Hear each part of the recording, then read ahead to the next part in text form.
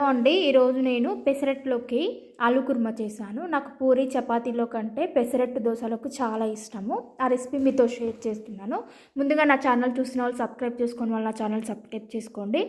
ఇప్పుడు stove on చేసి ఒక కడాయి పెట్టుకొని ఒక 2 టేబుల్ స్పూన్లు ఆయిల్ వేసుకొని ఆయిల్ హీట్ అయిన తర్వాత జీలకర్ర, ఆవాలు, పచ్చిశనగపప్పు, మినపప్పు వేసుకోవాలి.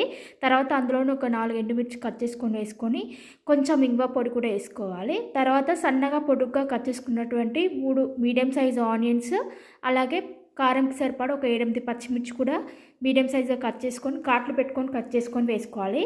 తర్వాత అందులోనే ఒక 2 రెబ్బల కరివేపాకు, పసుపు యాడ్ చేసుకొని 2 నిమిషాలు ఫ్రై చేసిన తర్వాత అల్లం వెల్లుల్లి పేస్ట్ కూడా యాడ్ చేసుకొని పచ్చివాసన పోయేంత వరకు వేయించుకోవాలి.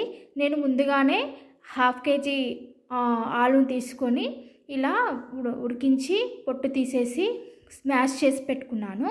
ఇప్పుడు దాన్ని ఇందులో యాడ్ చేసుకొని ఒకసారి బాగా మిక్స్ చేసుకోవాలి.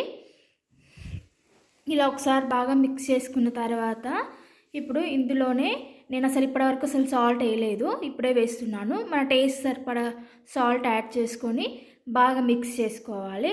ఇలా మిక్స్ చేసుకున్న తర్వాత ఒక 2-3 నిమిషాల తర్వాత ఒక హాఫ్ చెక్క నిమ్మరసం కూడా అందులో పిండుకొని ఒకసారి మిక్స్ చేసుకున్న తర్వాత ఫైనల్గా కొత్తిమీర యాడ్ చేసుకుంటే ఎంతో టేస్టీగా ఉండే ఆలు కుర్మా రెడీ అండి. మీరు కూడా ట్రై చేసి ఎలా వచ్చిందో రెసిపీ నాకు కామెంట్ చేయండి.